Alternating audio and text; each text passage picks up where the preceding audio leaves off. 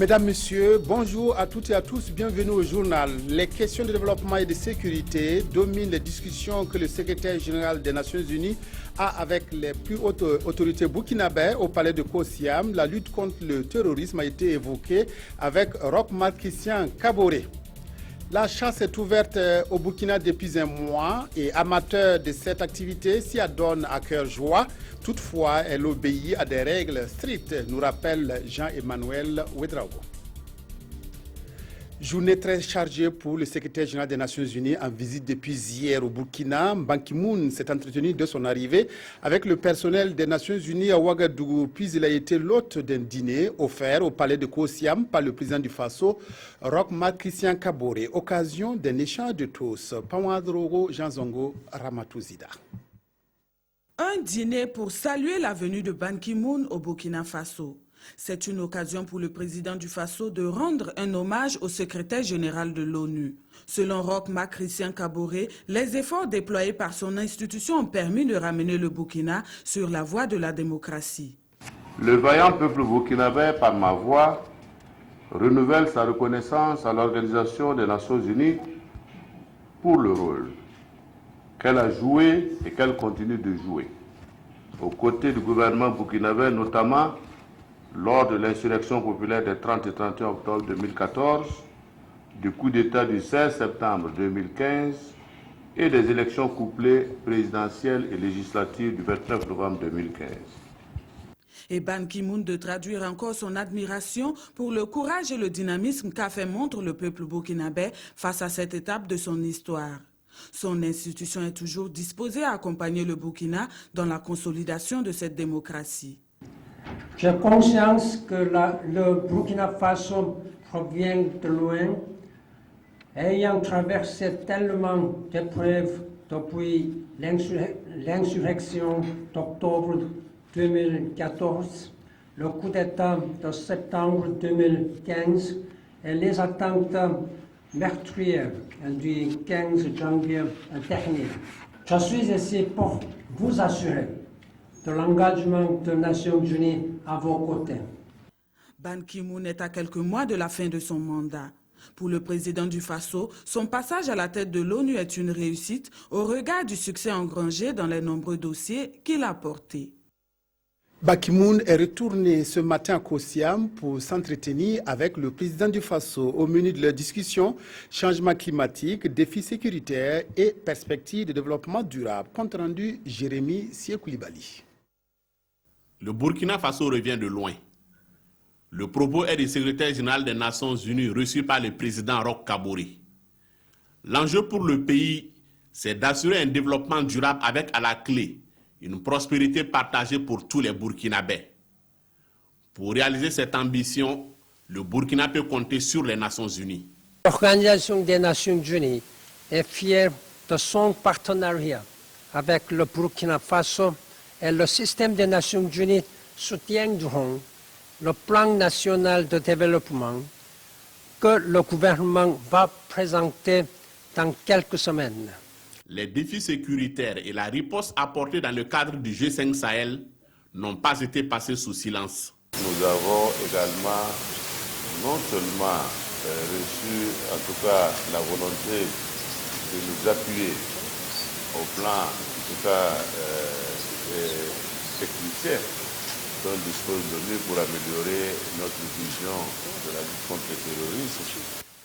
La riposte au terrorisme doit être globale et menée dans le strict respect des droits de l'homme et du droit international humanitaire. Le président et moi pensons tous deux que tout en s'attaquant aux problèmes de sécurité, les pays du Sahel doivent se concentrer sur les causes profondes de l'instabilité, la pauvreté, le chômage, l'exclusion sociale, la discrimination et l'impunité. La problématique des changements climatiques et celle de l'action humanitaire étaient également au menu des discussions entre Roch Kaboré et Ban Ki-moon. Venu, dit-il, pour saluer l'exemplarité du processus démocratique burkinabé. Le secrétaire général de l'ONU a saisi l'occasion pour inviter le président du Faso à un sommet dédié à l'action humanitaire est prévu courant mai 2016 à Istanbul, en Turquie. La nouvelle bourse du travail a fière allure. L'édifice est un bâtiment de 3 étages.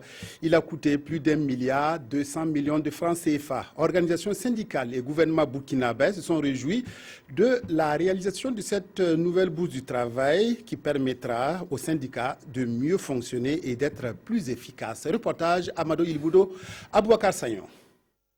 D'ici seront désormais pilotées les luttes pour les libertés et pour l'amélioration des conditions de vie des travailleurs.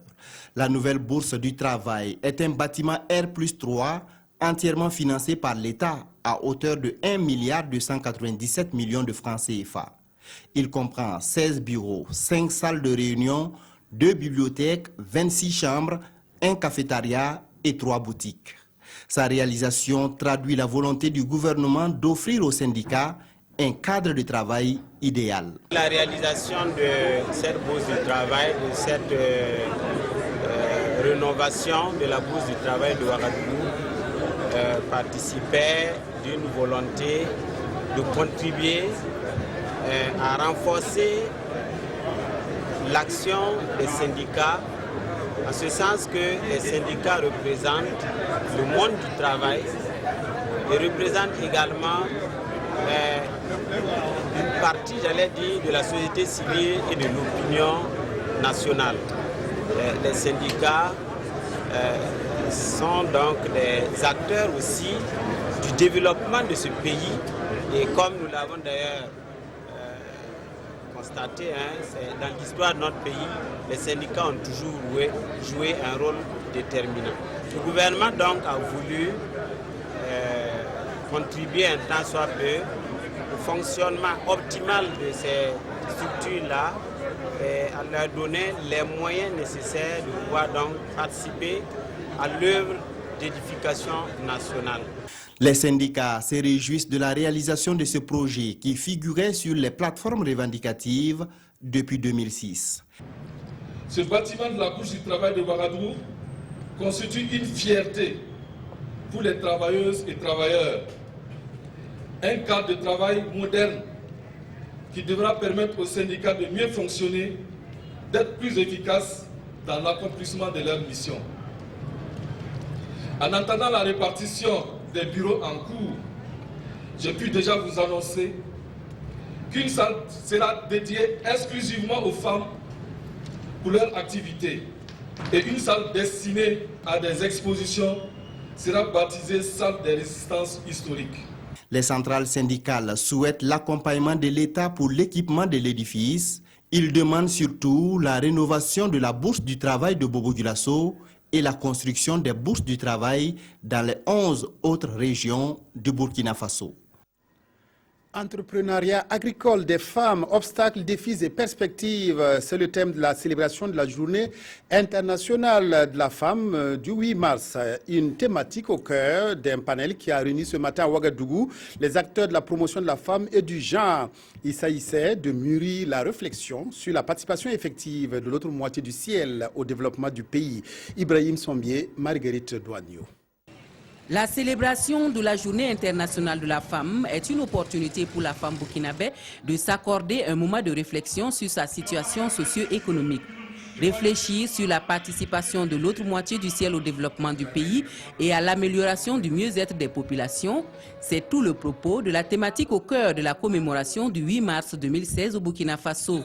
Un thème qui interpelle sur l'entrepreneuriat agricole des femmes, ses obstacles, ses défis et ses perspectives. Le choix du thème se justifie par le fait que nous avons, et les statistiques le démontrent, une proportion très élevée de femmes qui sont dans le domaine agricole. Et donc nous savons comment ces braves femmes, par leurs moyens modestes et dans des conditions pas souvent faciles, arrivent à se battre pour pouvoir se prendre en charge et prendre en charge leur famille. Et on s'est dit qu'il était important quand même qu'on lui jette on fasse un clin d'œil à ce secteur. Le panel qui fera aussi le bilan des recommandations de la dernière édition de la Journée internationale de la femme au Burkina va également ouvrir le débat sur des problématiques telles l'accès des femmes aux facteurs de production, au marché, à l'eau potable et à l'aménagement. Le personnel de la mairie de Ouagadougou bénéficie d'une formation de 72 heures. Il s'agit de renforcer les capacités des policiers municipaux et du personnel financier de la commune. 3 modules sur la gestion financière, le commandement et le management des forces de sécurité serviront à encadrer cette formation. Amadou Ilboudo, Aruna Mare. Personnels financiers et policiers municipaux de la ville de Ouagadougou vont améliorer ici leurs capacités professionnelles à travers cette session de formation. À l'endroit de la police municipale, la formation va s'articuler sur les thèmes relatifs au management des ressources humaines, la gestion de la police municipale, le commandement et la gestion axée sur les résultats. Le personnel financier verra ses capacités renforcées sur le budget programme, le budget participatif, l'analyse et la gestion financière. C'est un appui technique et financier de la mairie de Bordeaux en France à la ville de Ouagadougou. Nous considérons à Bordeaux que le capital humain est un élément essentiel du développement et de la croissance de nos villes africaines. C'est la raison pour laquelle Bordeaux a été inscrit dans son agenda prioritaire la formation dans les villes avec lesquelles nous sommes partenaires. Depuis 2005, Bordeaux et Ouagadougou entretiennent une relation de coopération décentralisée. Et cette session de formation est l'un des axes de cette coopération. Ce qui n'avance pas recule, il faut qu'on avance et il faut qu'on se forme. Et comme l'a dit quelqu'un, lorsque la termitière vit, qu'elle ajoute la terre à la terre. C'est dans ce sens-là donc qu'il faut comprendre cet atelier, ce séminaire de formation. Durant 3 jours, ces agents locaux vont donc s'approprier les outils devant servir à terme à une meilleure offre de services aux citadins pour une ville plus sûre. Nouvelle réflexion autour de la sécurité routière au Burkina. Promoteurs et moniteurs d'auto-école et autres acteurs du secteur se concertent autour d'un système d'organisation du permis de conduire. Un document dont l'obtention et la délivrance sont toujours critiqués. Dilare Sieyen Mounira Kéré. Le système d'organisation du permis de conduire au Burkina est l'objet de critiques ces dernières années. Au nombre des griefs, des documents falsifiés et des conditions douteuses dans l'administration des épreuves. Au vu de ces critiques, les acteurs en charge de la circulation routière sont en concertation. L'objectif étant de moderniser et de professionnaliser le secteur du permis de conduire. Le département a voulu marquer un arrêt aujourd'hui, faire un point, nous proposer effectivement des pistes de sortie pour que notre permis de conduire soit non seulement crédible, mais aussi que ceux qui obtiennent ce permis-là puissent effectivement l'avoir dans les règles de l'art. Les promoteurs et les moniteurs d'auto-école espèrent que ce cadre de concertation leur permettra de trouver des solutions aux problèmes qu'ils rencontrent dans l'exercice de leur métier. Au quotidien, nous avons un problème de fonctionnement dû à un manque de personnel au niveau de l'administration centrale pour nous accompagner et aussi un manque de matériel. Il faut peut-être les équiper à plus d'ordinateurs et renforcer un peu le personnel pour pouvoir fluidifier le travail des auto-écoles. Parce qu'on n'arrive pas à satisfaire les candidats du fait que sur toute la chaîne, il y a un dysfonctionnement criard. Ces participants ont 48 heures pour identifier les faiblesses du système d'organisation du permis de conduire et proposer des solutions pour améliorer la circulation routière au Burkina. Échange d'expériences entre 2 projets agricoles du Bénin et du Burkina. À ma gauche, le projet d'appui à la diversification agricole PADA et à ma droite, le FAPE, le programme d'appui aux filières agro-silvo-pastorales. Les responsables des 2 projets ont visité à Orodara, Bama et Bobo des installations d'usines et de production réalisées avec l'appui du projet burkinabé. Hassan Gourabou, Mireille Carole, Tougma. Une délégation du projet d'appui à la diversification agricole PADA en plein échange dans une pépinière à Mondon, dans la province du Kénidougou. Venue du Bénin, elle est ici pour un partage d'expérience avec le PAFASP, programme d'appui aux filières agro-silvo-pastorales. C'est une visite qui se situe dans le cadre d'une mission d'échange entre 2 projets qui ont les mêmes objectifs. Ces installations de l'usine d'Afani, ces vergers industriels de Fruitec, Cette ferme à Bama ou encore le ranch de Koba à Bobo-Dioulasso ont tous bénéficié de l'appui du PAFASP. Pour la délégation du PADA, la visite de ces réalisations est une capitalisation d'expérience. Nous avons vu des vergers de manguiers en cours d'installation avec un bon système d'irrigation. L'utilisation de l'énergie solaire, c'est quelque chose qui n'est pas très courant chez nous et que nous pouvons utiliser dans le cadre de la mise en place des parcs à bois d'Anacadier. Ils ont choisi la stratégie du partenariat public-privé. C'est quelque chose qui nous a impressionnés. Œuvrant tous dans le domaine agro-silvopastoral, le PADA et le PAFASP sont deux projets financés par la Banque mondiale. Investissement qui vise à accroître la compétitivité des filières ciblées sur les marchés nationaux et internationaux. La campagne d'exploitation faunique est lancée depuis le 29 janvier dernier, une période attendue par les amateurs de chasse qui s'adonnent à leur sport favori à cœur joie. Toutefois, il faut savoir que cette activité est encadrée et obéit à des règles strictes. Cette réglementation permet de protéger les ressources fauniques, mais aussi de générer des recettes de près d'1,5 milliard de francs par an. Nongba Kouda, Jean-Emmanuel Ouedraogo. C'était le 29 janvier dernier au parc urbain Bangrewego, le lancement officiel de la campagne de chasse 2015-2016. Amateurs de chasse, à vos fusils, mais avant, une petite mise au point s'impose. Pour chasser, donc, il faut avoir un permis de chasse. Il faut également avoir un permis de port d'armes, ce qui prouve que l'arme t'appartient, avant maintenant de pouvoir chasser. C'est ça, en fait, la réglementation. Et suivre aussi ce qui est prévu par les textes. Donc, il y a des zones indiquées pour la chasse. Il y a également des espèces qui sont indiquées pour la chasse. Donc, pour chasser, il faut respecter toute cette réglementation pour éviter d'être pris pour un braconnier et non un chasseur. Interdit l'usage des pièges ou du poison qui tue sans discernement, car ce qu'il faut savoir également, c'est que certaines espèces comme l'éléphant ou l'hippopotame sont intégralement protégées. Pas question donc de s'imaginer les accrocher à un quelconque tableau de chasse. Pour les autres espèces autorisées à la chasse, il y a au niveau des concessions des quotas. Dans une concession, il y a un certain nombre d'animaux qui sont alloués à être abattus par an. Dans les années juste après la colonisation, les terres coloniaux permettait l'abattage pour un seul chasseur, 6 buffles, 6 hippopotames, 2 éléphants. Vous voyez donc que l'éléphant était chassé. Aujourd'hui, on ne peut plus faire ça. On est obligé de gérer. Aujourd'hui, la faune du Burkina Faso est confinée dans les 77 aires protégées du pays, dont 27 ont une vocation faunique. La plupart de ces réserves de faune ont été concédées au privé. Pour chasser, il faut donc y mettre le prix. C'est une question de passion, mais c'est aussi une question de moyens, un choix pleinement assumé.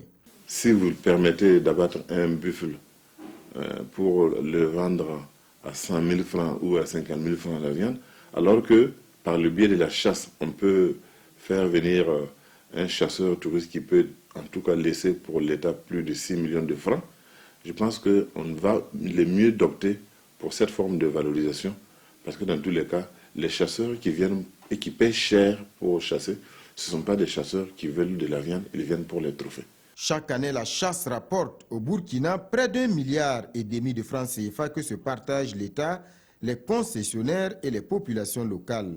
Elle génère au moins 67 tonnes de viande.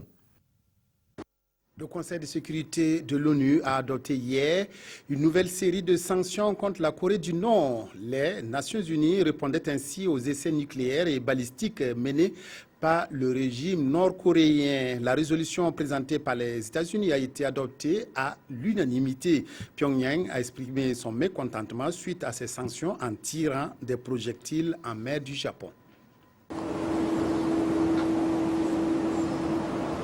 6 tirs de projectiles à courte portée en mer du Japon, c'est la réponse de la Corée du Nord aux nouvelles sanctions internationales infligées un peu plus tôt par les Nations Unies. Selon la Corée du Sud, il pourrait s'agir de missiles ou de fusées d'une portée de 100 à 150 km. Le Conseil de sécurité de l'ONU condamnait justement le 4e essai nucléaire de Pyongyang le 7 février dernier. La résolution, soutenue par la Chine, qui est pourtant l'un des rares alliés de la Corée du Nord, fait mention des plus lourdes sanctions jamais infligées au régime de Kim Jong-un.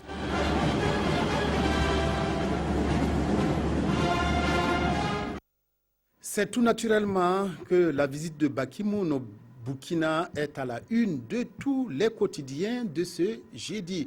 Revue de presse avec Aimé Solange Guigma.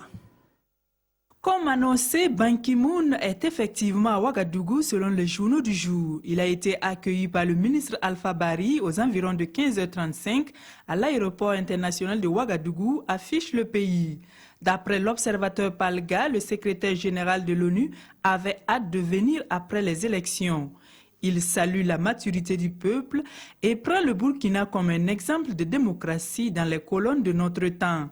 Pour le soir, les raisons cachées de cette visite sont entre autres les récentes turbulences dans les relations entre la Côte d'Ivoire et le Burkina et le dossier Gibril Bassolé qui n'est pas inconnu pour le SG de l'ONU vu ses différentes missions dans le cadre de la paix dans certaines zones du continent. En tout état de cause, le quotidien voit en lui un avocat pour mobiliser la communauté internationale en faveur du Burkina. Car, dit-il, cette visite est une opportunité unique pour plaider fortement en faveur de notre pays, surtout que c'est une tournée d'au revoir selon Aujourd'hui au Faso. Également à la une des quotidiens du jour, la rentrée parlementaire de la 7e législature. Pour Aujourd'hui au Faso, le la de la première session est donné hier à l'Assemblée nationale. Et c'est parti pour 90 jours de session, précise DNF, en vue d'une gestion transparente des ressources minières et foncières selon le pays. Et ce, à travers des lois qui retirent la gestion du foncier aux maires, indique notre temps. En outre, précise le soir, les réformes et la promotion du capital humain seront également au menu de cette première session parlementaire de la 7e législature. Fin du journal, merci de l'avoir suivi. Bonne suite de programme en compagnie de la RTD.